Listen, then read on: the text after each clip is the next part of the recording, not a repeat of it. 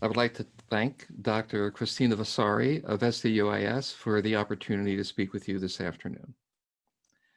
During this presentation, please feel free to ask questions, either by putting it in the chat area or by unmuting your mic and ask me. I'd like this to be participative throughout the entire session. We have an hour. I have a lot of information to go over, but feel free to reach out to make sure that I answer any questions that you may have.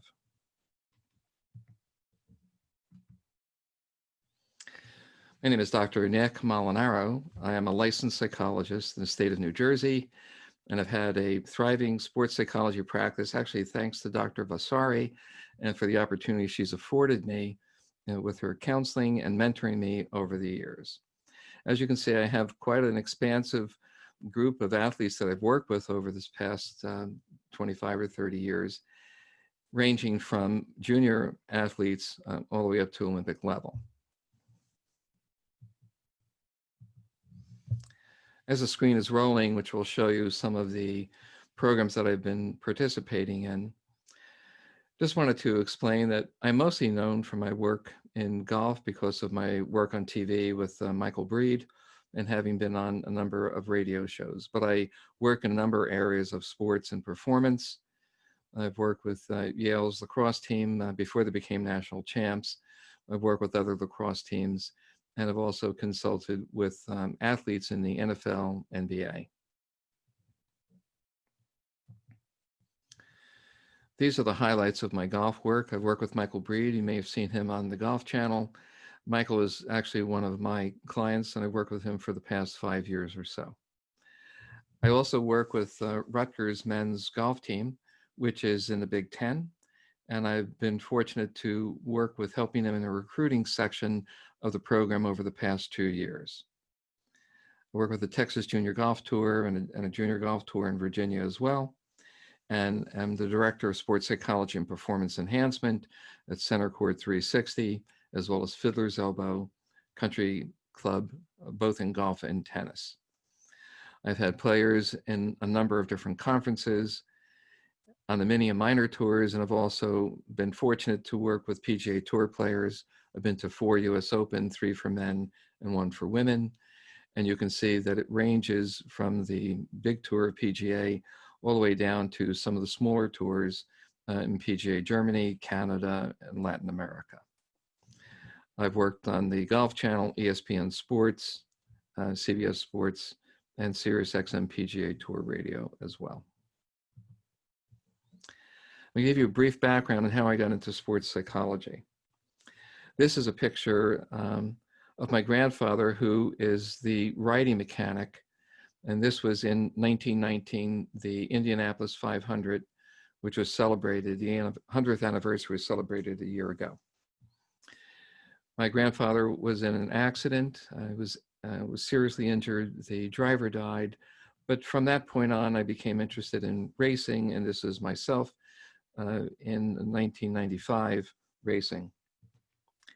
And the reason I bring this up is I had an injury myself. I came down the downhill at Lime Rock at about 85 miles an hour. I spun the car, I crashed into the guardrail at about 85 miles an hour.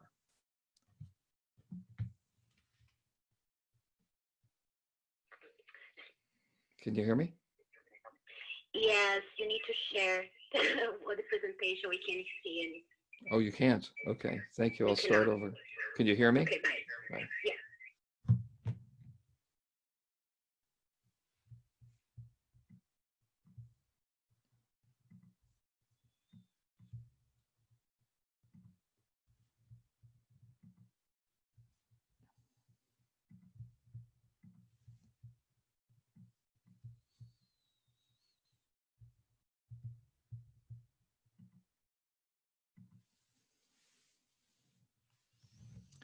I apologize. I realized that I was speaking and you couldn't see anything I was projecting. So I wanted to thank Dr. Christina Vasari. These are some of the organizations that I've worked with in the past.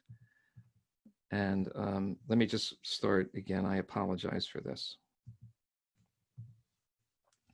While the credits are rolling, I'll just tell you a little bit about my background. I am a licensed psychologist and performance and sports psychologist, and I'm based in New Jersey. I've completed my training with Dr. Christina Vasari a number of years ago, and she has afforded me the opportunity to learn from her and to mentor me over the number of years.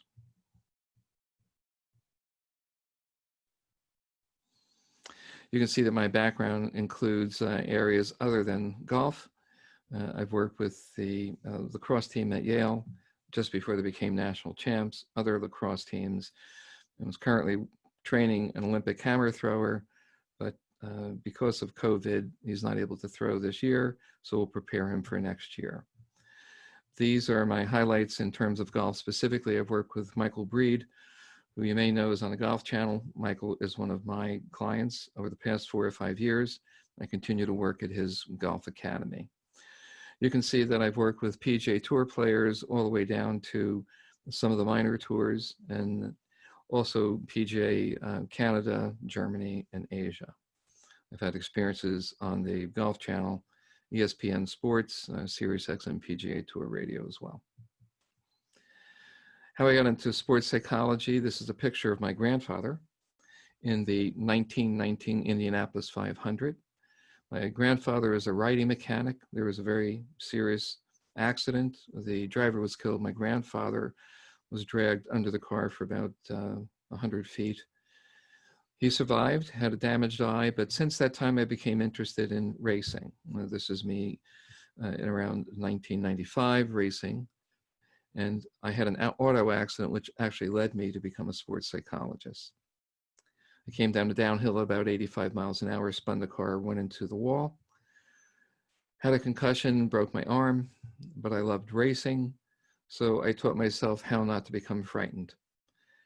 After I taught myself to do that, I actually became quicker in the racing world. I decided to look into sports psychology, and that's where my career began as a sports psychologist.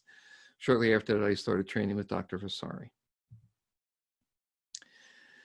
What would a presentation in sports psychology or any psychology be without a couple of pictures? So just keep your eye on the screen here. And I'm going to ask you to tell me what you see. And if you don't unmute your microphone, I'm going to make some basic assumptions. You probably all see the square in the center here. Now, some of you may see the square on top of the circles. Some of you may just see the square and the circles at their corners.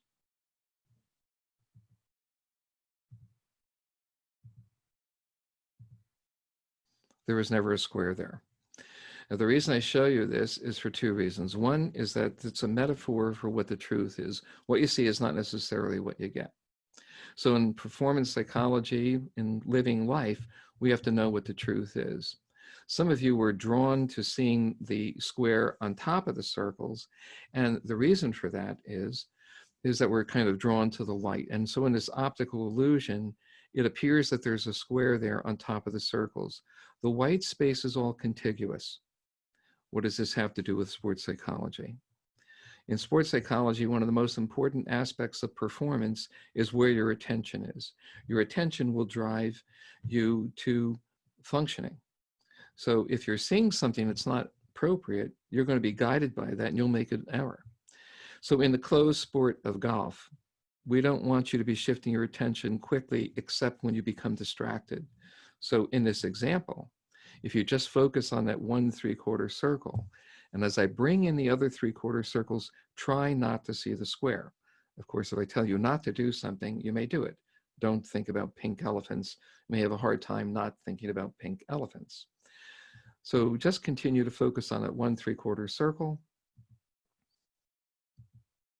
And when I brought that 4th 3/4 circle in, you may have become distracted and seen a square.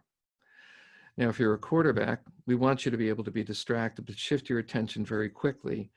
For a golfer, you don't need to do that. You need to be focused on your performance. You need to be focused on the ball. You need to be focused on what you're going to do just before you take the club back.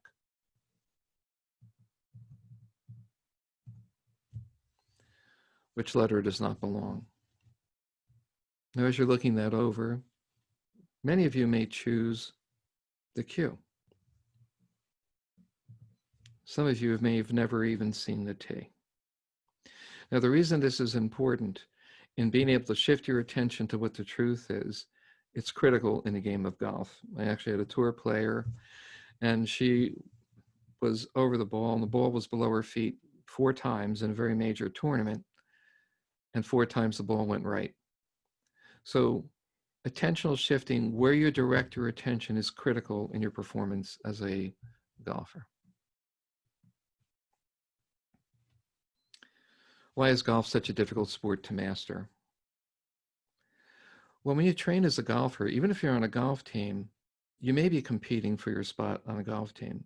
But if you're a pro golfer, you're not competing for the team. You're going to compete eventually for making the cut and then being able to perform at a high level.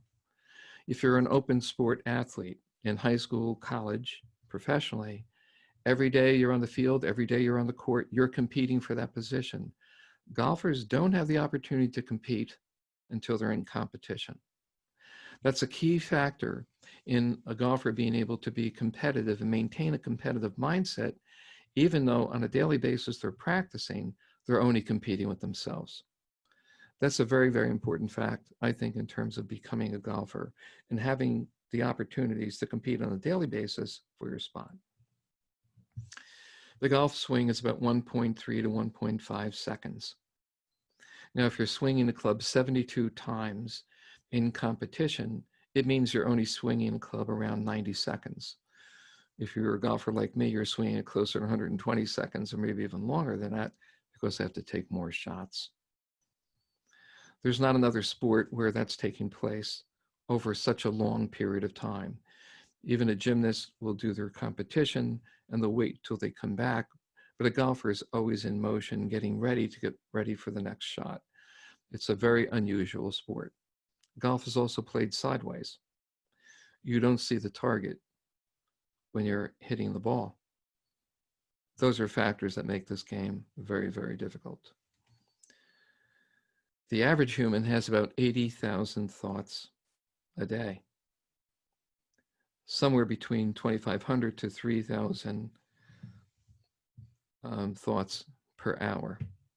So if you're playing a round of golf for about 4.5 hours, let alone sometimes it's longer than that in competitions, you have a lot of time to have thoughts in your mind that are not relevant to your performance. When you're in an open sport where people are actually trying to stop you from being successful, or you're trying to stop them from being successful, you don't have time to think. And as a result of being interactive in a sport, the sport of golf is so different because you have plenty of time to think. Optimal performance is only 10 to 15% of the time of your performance as an athlete. So if you follow golf with a great deal of passion, you will know that the very first event after the new year, even with the wraparound season, is the Tournament of Champions over the past year. And you will notice that there are 30 champions in that field, which means that if there's 52 weeks in a year, not every golfer is playing in every event. But at the end of that year, there's 30 different winners. It supports the statistic that only 10 to 15% of the time you're at your highest level of performance. That's why golf is so competitive. There's 150 players on a tour. And if you look at what many players that are on a football team, for as many teams as there are, is a very elite group of athletes in this realm of professional golf at the highest levels. If anybody's have any questions, you can certainly put them in the chat, or you can unmute yourself. Anything you'd like to say, let me know.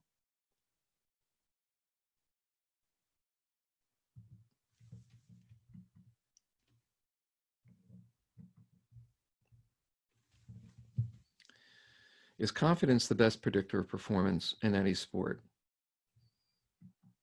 Clearly, the answer to that is no. But for most of you, you may think that confidence is a really good predictor. If you're a coach, a lot of coaches believe that confidence is the best predictor. If you're a parent, an individual may believe that. One of the reasons why confidence is not the best predictor is that if you look at the definition of confidence, there's 2 major factors. One is it's your belief about your ability to perform. The other is that it's your feeling about your ability to perform. And the third definition includes your belief and feeling about your ability to perform. Now, beliefs don't always tell us the truth. For example, you may believe something that's not true. People go to war, die, and kill other people based upon their beliefs. If your confidence is based upon your belief, if your belief about your ability to perform is low, then you'd have low confidence. According to the theory, then you would perform at a low level. If you have high confidence, your performance should be at a high level. But if you have low confidence and low performance, how do you then eventually get to high confidence? If it's based upon your performance, and if your performance is based upon your confidence level, you can see that it's a circular argument. Your feelings don't always tell us the truth. If you play golf, I'm sure you've been over a putt and felt that you were going to make that putt, and you didn't. So beliefs and feelings are not good predictors, which is the basis for confidence. Positive reinforcement is frequently seen as one of the most important factors in learning. It's not. Actually, failure is a very, very important factor in performance. You learn from what you fail to do, not just from what your positive reinforcement is. Grit is one of the best predictors of performance. And if you've read any of Angela Duckworth's work, or if you've seen her TED Talk, and if you haven't, I would highly encourage you to get involved with her work on grit and certainly Mindset by Carol Dweck out of Stanford. Individuals that are gritty have a low need for positive reinforcement, and certainly whom I think is one of the grittiest athletes of all time is Tiger Woods. And one of the things that's characteristic of Tiger is that positive reinforcement was never that important to him, and still isn't. And what you would see with him is that if he has an errant shot, he may get fined because he said things he shouldn't say, but the very next shot is out of his mind. He doesn't need positive reinforcement because he's gritty. His passion, perseverance, low need for positive reinforcement. If you want to perform in any sport at a high level, grit is the way to go.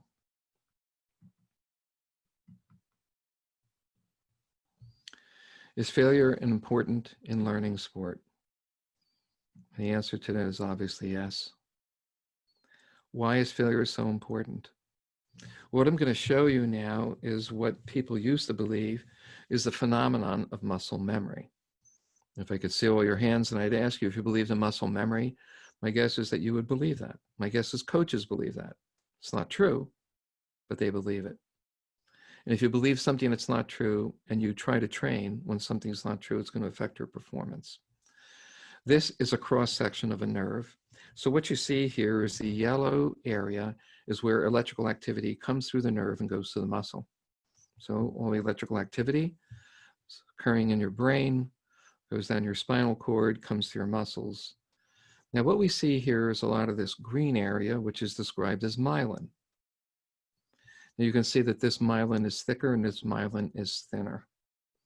Now the thicker the myelin, the quicker the impulse. The quicker the impulse, the greater the strength, the greater the agility, the greater the power. So if we increase myelin, then we increase performance. Now, in the old days, when they would do biopsies of muscles and they would see that the myelin was thicker in certain athletes, that's where they believe muscle memory was stored. It's not. Now, if you want to increase your speed, if you want to increase your strength, power, and agility, we need to have a great deal of myelin.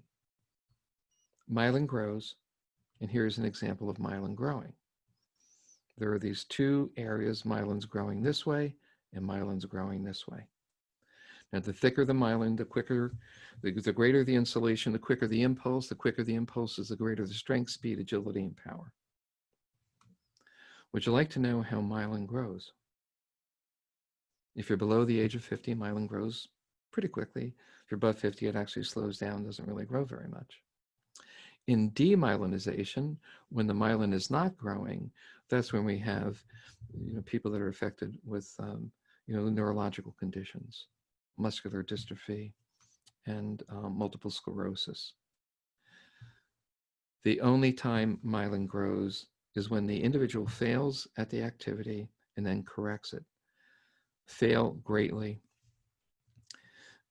So this is a really important piece of information. This is based upon the book, The Talent Code. Some of you may have read it, and if you haven't, I would strongly recommend that you do that.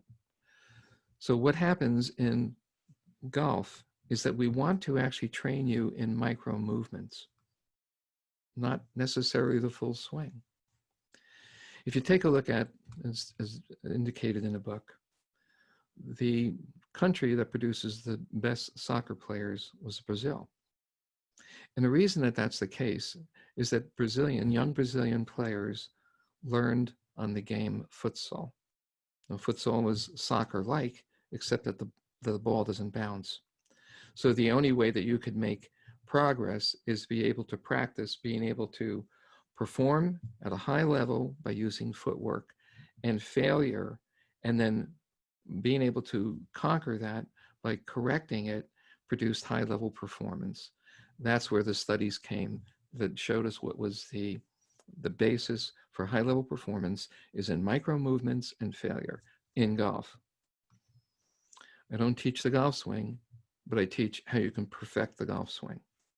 So I will use a series of small drills on micro movements of maybe 4 to 8 inches, taking the club back where the club is going to be at impact, 4 to 8 inches, and have the individual practice that in slow motion. In slow motion, you're going to pick up a tremendous amount of information. One of the best ways to do this is with your eyes closed in front of a mirror. You have corrected your setup, you're over the ball, you're taking the club back now maybe 2 to 4 feet, certainly before you get to the transition point. And as you're doing it with your eyes closed, bring yourself to the point just before either you're going to cock the wrist, or if you've cocked the wrist and you're taking it back, maybe to a 3/4 swing with your eyes closed in front of a mirror. Now open your eyes and see yourself and see if you're in position. Similarly, do that, bringing the club back to impact before you hit the ball with your eyes closed, and imagine where the club is going to be. And as you're doing that, you're going to feel the sensation, which is called proprioception, the way in which you feel the club at impact.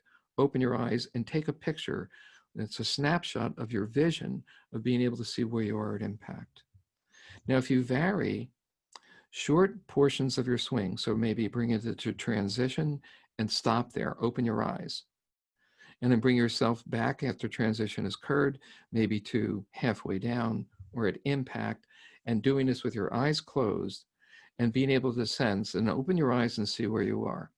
Those micro movements are going to eventually get you to fail and correct it.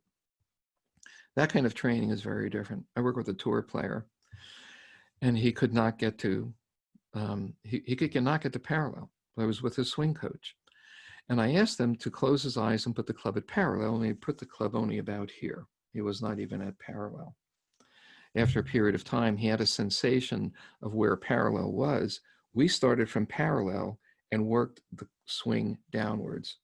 We worked from parallel down a ways, and then eventually maybe to halfway, and we taught him to get to parallel by starting at the top. It was novel. He quickly got that sensation. His drills continued. He was able to utilize this resource. He picked up 7 or 8 miles an hour on his swing. I had seen him. He was on the web.com tour for putting. The year I worked with him, he became #1 in putting and #1 in grinding, which is getting up and down. And he picked up about 15 yards on his drive because we could finally get him to parallel. Using these techniques of micro movements, having him fail, having worked with his eyes closed, relying more heavily on the experience of proprioception, and being able to be successful in putting and driving the ball and getting his tour card that year.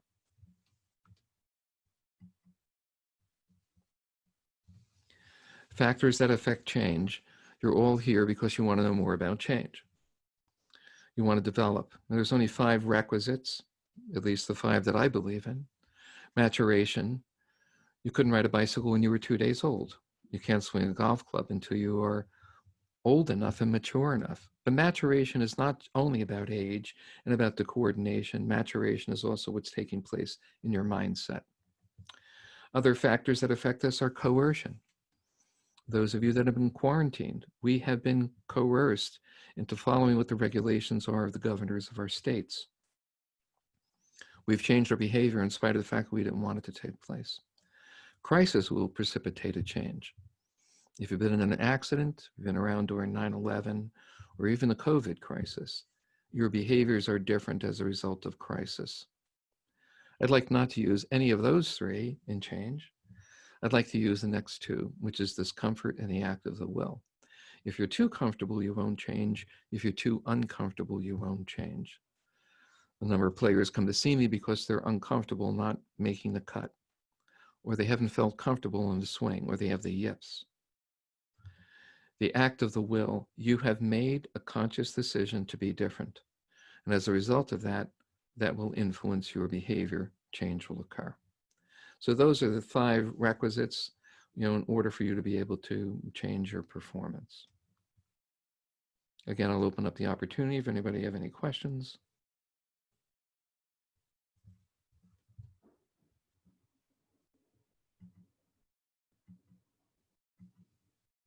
Okay. I'm sure you have all read a paragraph. You don't remember what you've read. If I said to you, I want you to read a new paragraph, and I want you to find the 2 most important points in that paragraph, I think you'd read that paragraph differently. Your intention, which is really purpose, will drive your attention. Your attention will drive your decision-making, will eventually drive your behavior. I'm sure when you go out to play golf, when you coach golf, or you're playing any sport, you believe you have the intention to perform at a high level. I'm not sure that your intention is driving your attention to the right place. If your intention is based upon winning, that will be a very different process of your performance and where your attention would be. If you intended to be at parallel with your swing, or if you intended to bring the club back slightly to the inside, I think that would make a big difference. Now, of course, you want to play the game without any thinking. So we will use intention to drive your subconscious mind eventually so that you can have a proprioceptive experience, which would actually start the club back. Your intention drives your attention drives your decision-making drives your behavior. That's my model. I'll go through this very quickly. You can know something, not understand it. You can know something and understand it. You can understand something and not believe it. You can understand something and believe it. You can believe things that are not true, such as confidence is essential in high-level performance. Now, if we were to take that non-truth and that started to drive you into a whole different pattern of behavior, it would take you off the mark. If I wanted to know what a person believes and what a person values, I would watch what they do. So I'm looking at how you're performing in golf. And if I see that a person's been distracted, they may be distracted by something that they believe it's not rational. I need to make this putt. Believing and thinking, if you actually believe that you should have a swing thought, which I don't believe you should have, you're going to use thinking. It might not be true that you need a swing thought. I absolutely don't believe you need a swing thought. So here's my model. There are personality factors within each of you, and there are values. Those dynamic interactions influences your intention. So for example, you don't get up each morning and say, should I be honest or loyal? Or in going out to compete, you don't have to have very specific conscious intentions because a lot of your intentions are subconscious. However, in preparation for competition, you may intend to be mindful. You may intend to be calm. You may be intended to be focused on the ball, or to gather all the information in your awareness as you are getting ready for competition. This process of interaction between your values and your personality will affect your intention, which now drives your attention into the rest of this model. Now, those of you who are familiar with Dr. Robert Nidifer and his tastes, which I use, the rest of this information is coming from Dr. Nidifer's model.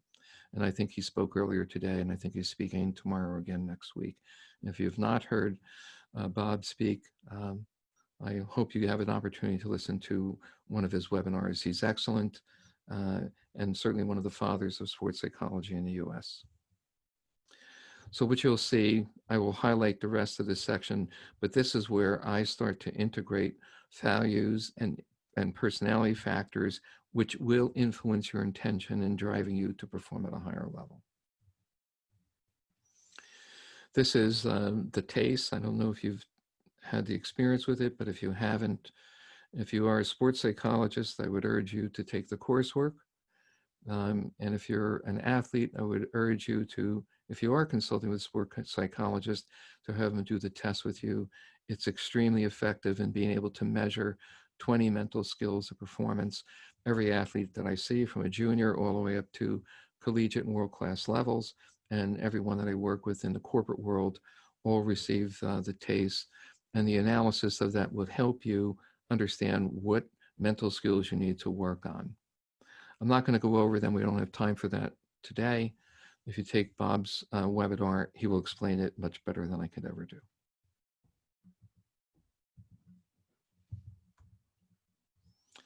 This is an example of a junior golfer that I work with and use their TACE scores. And this was only 6 months of working with the young man. So 2015, it was September, October. Out here in the Northeast, there's not much time to play golf. So shortly after that, he did some training with me, and then he went on through the winter, and then we prepared him again. And I evaluated him again in June, so about 8 or so months later. So what we can see here is that he was extremely externally distracted. That was maintained. His analysis, he was not paying attention enough because of a distraction, and because he was highly self-critical of himself, and because he was highly anxious. So just looking at several of those scores, I've highlighted in red. He was very frustrated, he was angry, his self-critical score was high, his anxiety score was high, and his distractibility score was very high. And what we can see over a period of time is that his analysis went up. He became less internally distracted because he was less critical of himself, and he was less frustrated or angry. So this is an example of high-level performance based upon being able to identify 20 plus mental skills, which then articulates a very robust training system that I use in being able to modify performance. And within a short period of time, we saw a great deal of performance change in this young man. If we go back to that anxiety score, we can see that it was pretty high and still maintain being very high. Self-critical anger will also affect performances of the brain. So some of you may have seen Debbie Cruz's work. She's very well known at, I believe it's Arizona State. Take a look at Debbie Cruz's work. And what she's showing us here is the left side of the brain being affected by either overanalysis, anxiety, frustration, or anger. Now, when this occurs, the very first thing that takes place in performance is the ability to analyze data. So when I explained before that the LPGA Tour player was working with the ball's lower feet 4 times in a round, and a ball went right, in spite of the fact that she was aware of it, she was not analyzing the data effectively. Kind of as a result of that, her performance actually suffered. Now, in addition to what may happen in terms of the cognitive piece of being able to analyze or be able to modify your emotional response, what it does with golfers, and certainly does with any athlete, it influences muscle performance. So when you're taking the club back and you have tension in some groups of muscle and you have to relax the others and come through the ball, when this occurs, you're firing two muscle groups. It will produce D cells. It will produce the push. It will produce the hook. And your performance will be profoundly affected. So that we know that regulating our attention, regulating emotions, and you can do some of this by breathing, which we'll get to. As long as your brain is functioning like this, the performance will continuously be affected. We need to have your brain like this. I actually use hypnosis very effectively. And but you can do some of this with cognitive restructuring. Those of you that are psychologists are aware of the phenomenon and some of the training that you can do. If you're an athlete, you need assistance, and I would certainly encourage you to speak with a sport or performance psychologist or mental coach so we can get your brain functioning. This is the example of higher level performance. Now, this was in Golf Magazine in 2001. If you can get a copy of it, you will read that the player was instructed to make a 3-foot putt, and if they made a 3-foot putt, they would receive $1. So this was $1 worth of stress. But more importantly, take a look at Debbie Cruz, Dr. Debbie Cruz's work. Excellent, excellent work. She's written books on this as well. But what's important for this presentation today is to help you understand that it is all in your head. Literally, it's in your head and your brain, and it's in your head and your mind, and your mind and brain are affecting your body's performance. If you're a psychologist, you're familiar with Yerkes Dotson law. I took liberties with this and tried to put this on a continuum to make my point. You can see that the performance is on the vertical and the horizontal axis.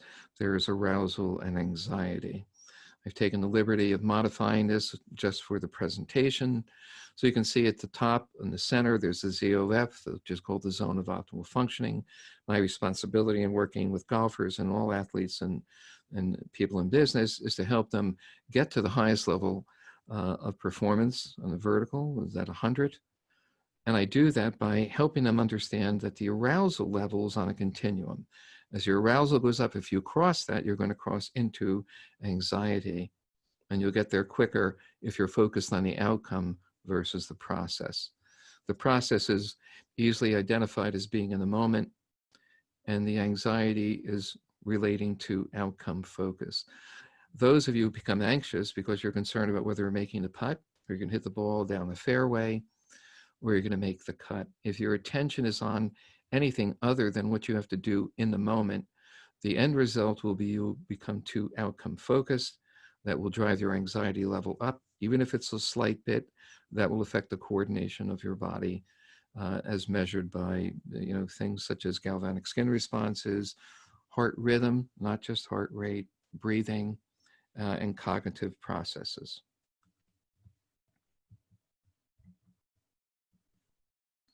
Let me stop here for a moment and take a look and see if there's any questions.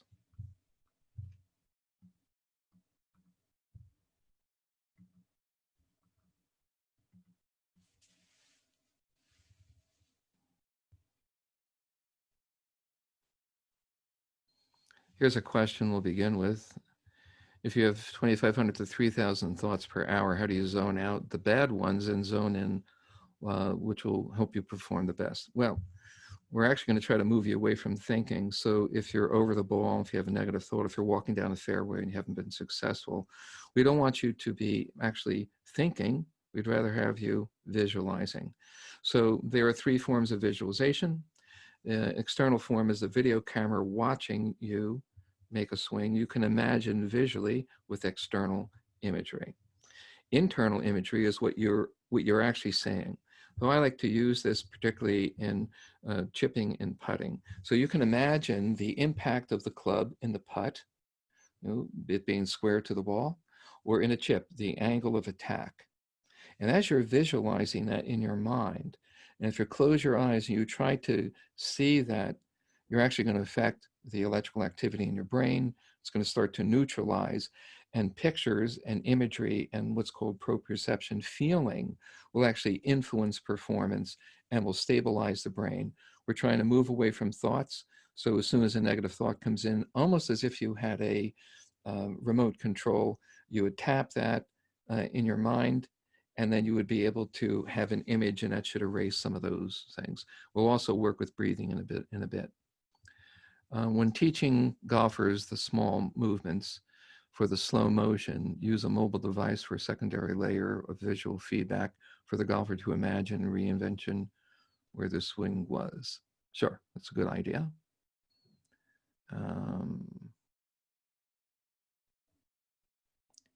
Could you describe the steps you would incorporate in a pre-shot routine?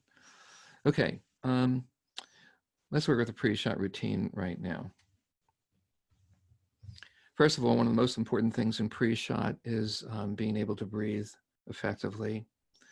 I assume that you know about diaphragmatic breathing, although if I were to ask you to take a breath now, many of you would take a big deep breath. People talk about taking deep breaths. Never take a deep breath. And if you take a deep breath and if you do it in your thoracic area, you're going to see, watch what happens to my shoulders. My shoulders raise up.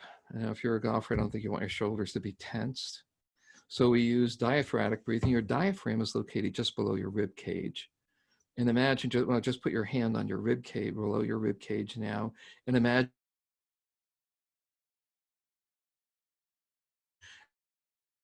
here is to take a breath in through your nose and inflate that slowly. So take a slow breath in, inflate your diaphragm, hold your breath. Now breathe out through your mouth and relax your shoulders. Now breathe in again rhythmically, not deeply. Inflate your diaphragm, hold your breath, breathe out, relax your neck. Now I'll show you in a while the square breathing screen. And there's four components to this. Breathe in to the count of 4 through your nose, inflating your diaphragm. Hold your breath to the count of 4. Breathe out through your mouth and relax a muscle group, shoulders, neck, upper arms, lower back, lower body, and don't breathe. Now it's called rhythmic breathing. It's called diaphragmatic breathing. There's 4 components. Breathe in, hold your breath, breathe out, relax, don't breathe. Find a comfortable rhythm, don't breathe deeply. Now, what's actually happening here is there's a coherence between your heart rhythm, not your heart rate. Your heart rhythm, when your heart rhythm is in an effective congruence with your brain will become clearer. You'll be able to think more clearly, and you'll be able to regulate your muscles. So diaphragmatic breathing is one of the first things you should be doing. So at some point, you'll integrate that into your pre-shot routine. So some players will actually take their pre-shot swing or practice swing to the side of the ball or behind the ball. I don't particularly care. What I would tell you, though, before you do that, is that you actually do this breathing, get yourself nice and regulated and comfortable. And then before you take the club back, whether it's a full swing, it's your putter, it's your chip or a pitch, I want you to imagine what it would feel like. Try to imagine the feeling of your muscles doing that. So you take your breathing, you imagine, you then match your pre-shot swing to what you just did in your mind with your feelings or proprioception. You do that 2 times. You stand behind the ball. You now do your breathing again. Now this time, what I want you to do, as you're breathing in through your nose, I want you to raise up your shoulders and roll them back. So it's raising and rolling them back. And then as you exhale, let your shoulders fall down. You should be in perfect posture for your swing at this point. After you've done that and you're behind the ball, for 3 seconds, there's what's called stillness. No thoughts, no analysis, just being present. You can look at your target, you can look at the flag, you can look at a tree. After you've done that for 3 seconds of silence, then what will happen during that silence, everything that was disturbing you will echo. And at that point, you'll become very quiet and still. You'll walk slowly, 3 to 5 steps into the ball. You'll put yourself over the ball. You will look at the target, whether it's the putt or whether it's down the line, you're looking at the target. And as you are looking down, you're breathing in. And as you're bringing your head back, you're breathing out. You're now positioned over the ball. Where are your eyes? Lines on the ball are not effective. You should be looking at the last dimple at the back of the ball just before the curvature doesn't allow you to see it. That's where you should focus. The last thing you should do is have a experience of what you're going to do with the club, proprioceptively, what does it feel like? And as soon as you do that, then you should be able to execute. Once that proprioception is over, then you execute the swing. There's a lot of steps to that. There will be a recording of this, I understand, so you'll be able to listen to what I have to say again. Also, because I've been on the Golf Channel, there's a number of my videos that are out there. If you look at, Dr. Nick Golf, you'll find a number of my videos, and I've gone through the pre-shot routine there as well.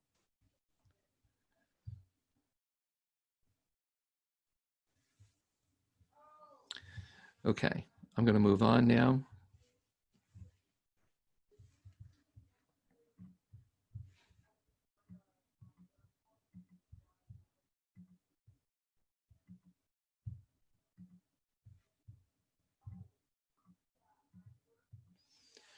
Because we're running short on time, I'm going to go skip a couple of slides here.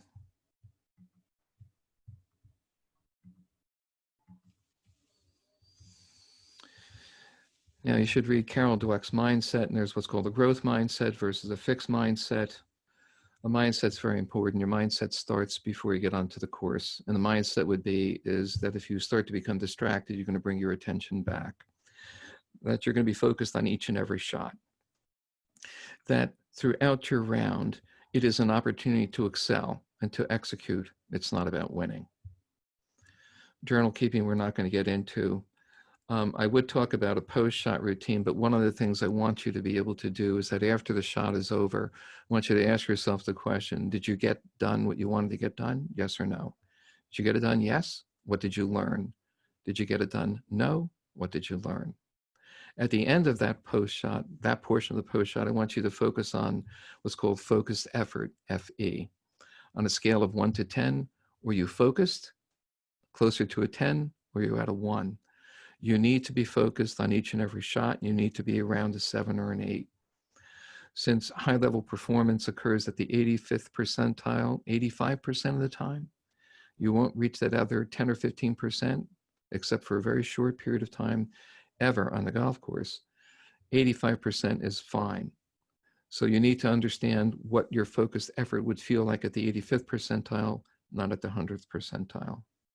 We reviewed generally your internal, external imagery and proprioception. This is a great drill. Don't miss this one. Putting. Take 6 golf balls, put them 3 feet away from the hole, straight putt. Make 6 in a row with your eyes open. Make 6 in a row with your eyes closed. Then the next 12 shots, alternate eyes open, eyes closed, eyes open, eyes closed. Let's go back to the beginning. With your eyes open, there's going to be a lot of electrical activity because 50% of your brain is devoted to vision. Once you close your eyes, you now have to feel, and this is where your proprioception training will take place. And you'll try to make 6 in a row with your eyes closed. Now, if you miss them, you have to go back again. And the reason for that is this is also a good way to work on frustration tolerance. Now, let's say you've been successful with 6 with your eyes closed. Now you're going to alternate eyes open, eyes closed, and this is going to teach you to have the sensation of proprioception when your eyes are open. This will increase your putting unbelievably. There's one other putting drill I would like to explain to you. It's called quarter dime nickel penny. Now, first of all, you have to identify whether or not you're right eye dominant or left eye dominant. And you'll do that by either using your rangefinder, whichever eye you put it towards, that's your dominant eye. Now, I've had a number of players that are right-handed that are left eye dominant. And I've had left-handed players be right eye dominant. Some players don't even know what to do about that. I want you to do this whether you're left eye or right eye dominant, left-handed or right-handed. Here's the drill. From behind the ball, you take a quarter and you place the quarter down. And it's going to be a left to right short break, maybe 3 foot, 4 foot. Once you put the quarter down when you think the ball is going to break with both eyes open. I want you to close your non-dominant eye. So if you're right eye dominant, close your left eye. If you're left eye dominant, close your right eye. Put the dime down. Go behind the ball. And now look at the place where the ball is going to break for the putt with both eyes open. Put down the nickel and then close your non-dominant eye and put the penny down where you think it's going to break with your non-dominant eye closed. And what you'll probably see is a quarter dime nickel penny in 4 different areas about where you think the ball is going to break. Then make the putt. and let's see which of those reads are best for you. Now, what I found with mixed dominance, in terms of right-eyed and left-handed, or left-eyed and right-handed, that typically the break from behind the ball, left to right to left, is best with your non-dominant eye closed. Go try that practice. Try it with left to right, right to left, uphill, downhill, lag putts, and short putts, and see if you find a different way to line up your putt based upon your dominance and based upon using not binocular vision or monocular vision. Embrace failure. And what I mean by that is when I showed you the work from the talent code and help you understand that failure is what is going to produce the development of myelin, which is essential for increasing swing speed, increasing your coordination, your agility, and eventually being able to regulate your emotions. So I'd like for you to embrace failure. It's an interesting concept. I only have a few minutes more. I'm going to go through the next one or two of these. Diaphragmatic breathing. These are my top mental tips. You already know that. Swallowing. It's a strange phenomenon, but swallowing actually changes the function of the brain. People that are anxious have very greater difficulty swallowing. If you're anxious, you're going to see that you're going to try to swallow, and you're not going to be able to do that even when you're over the ball. Practice swallowing before each shot. Sounds strange? Follow my suggestion. Relax your jaw. Now, there's a very famous picture, and if you've been watching this Michael Jackson, documentary, there's a very famous picture of Michael's tongue hanging outside of his mouth because he was told that relaxing his jaw would increase performance. I've had a female golfer drive the ball 10 extra yards as a result of just relaxing her jaw. Work on relaxing her jaw. Stillness behind the ball for 3 seconds. I mentioned it briefly. It's critical. When you do those 3 seconds, it's going to seem like a long time.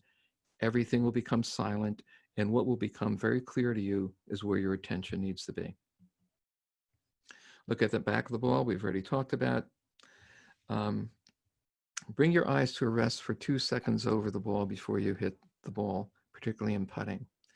The difference between the number of putts made from 1.5 seconds to 2 seconds over the ball is significant. Bring your eyes back. Look at the last dimple before the end of the ball, before it moves into the curvature. No more than 3 seconds.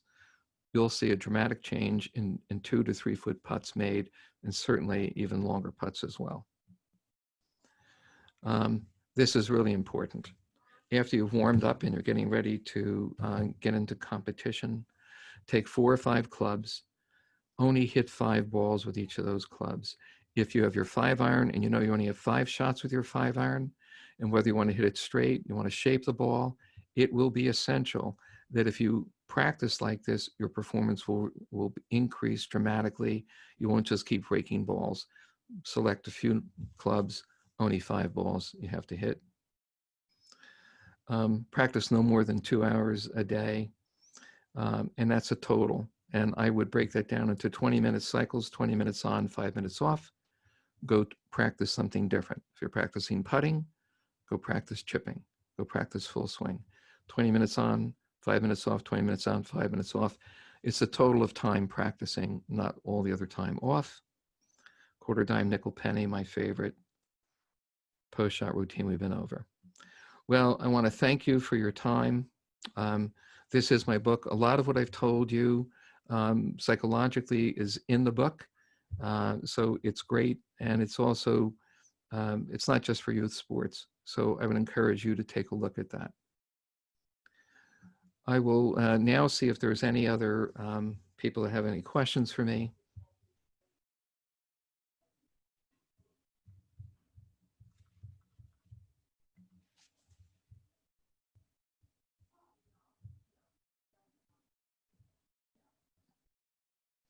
I don't see any in the chat box. Let's see here.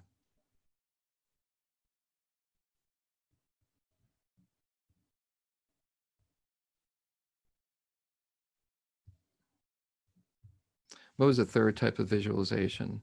It's called imagination. So it's internal imagery from behind your eyes, what you see, external imagery, what the video camera sees. And the third form of imagery, not visualization, is proprioception, trying to imagine what it would feel like. Went over the pre-shot.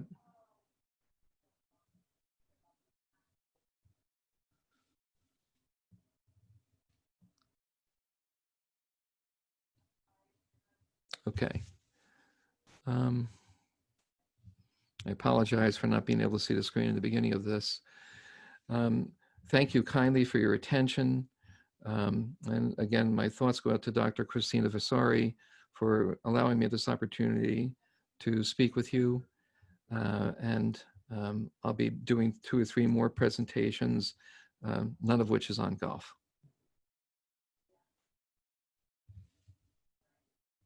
If you'd like to unmute over the next 2 or 3 minutes, it'll be fine.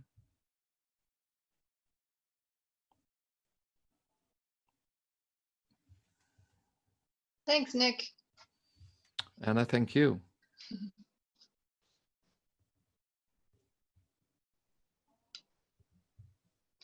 Well done, Nick. Thanks, Jim. Appreciate you being on.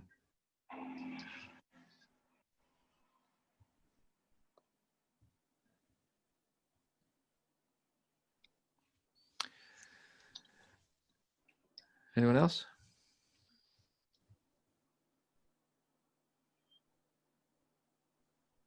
Are you a golfer? I am a golfer.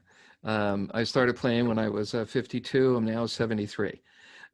So my handicap got down to an 11, and it's climbed up a little bit. I haven't been playing much golf, and on a golf course 3 to 4 days a week when we're not with COVID, but been playing a lot less just because of being busy working with golfers. Thank you. Thank you. Hi, Dr. Nick. This is Julian from Costa Rica. I'm wondering, how does goal setting evolve as an athlete improves?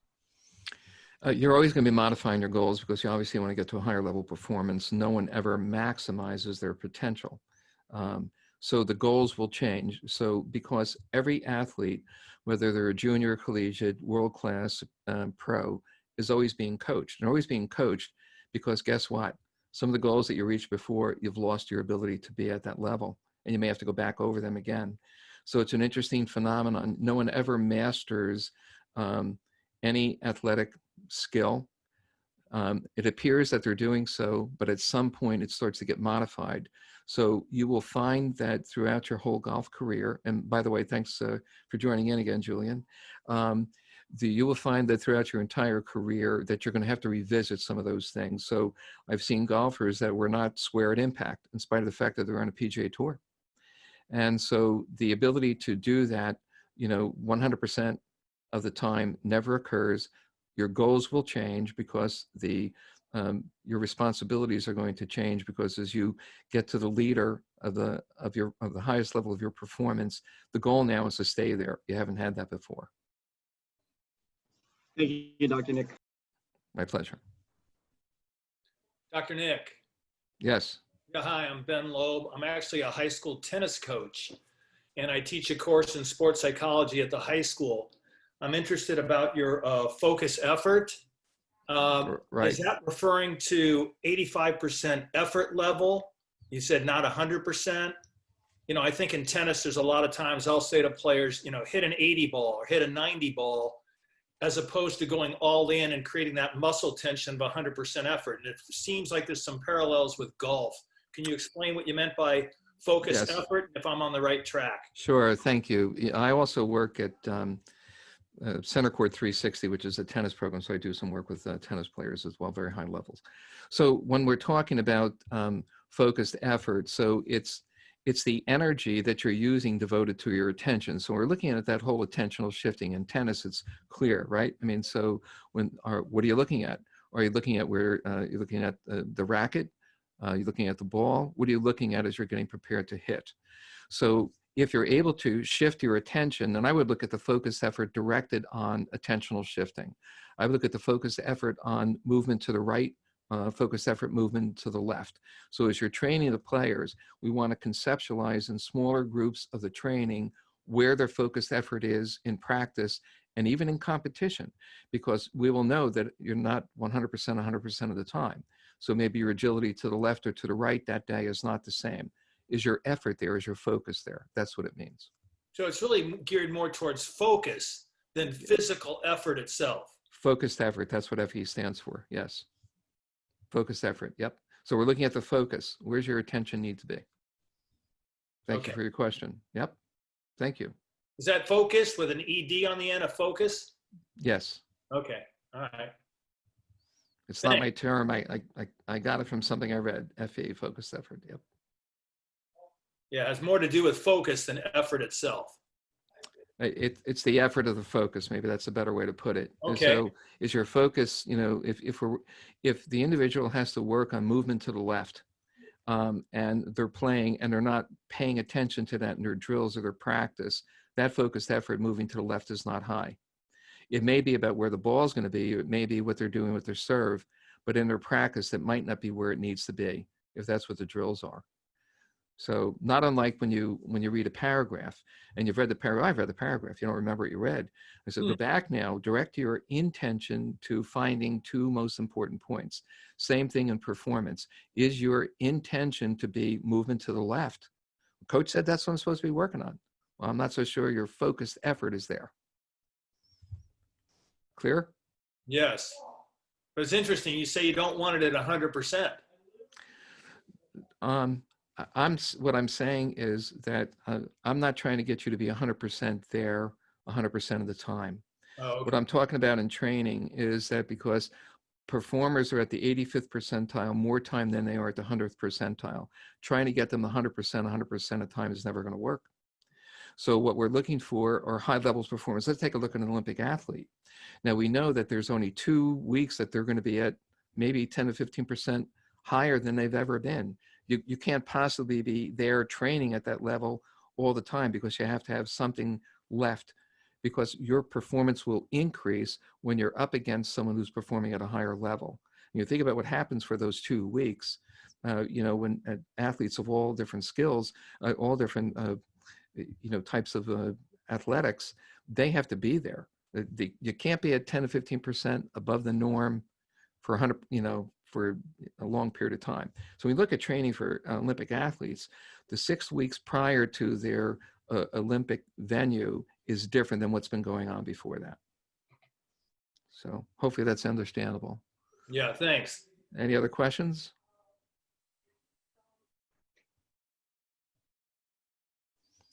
Well, again, thank you kindly for your attention, and hope you found it informative.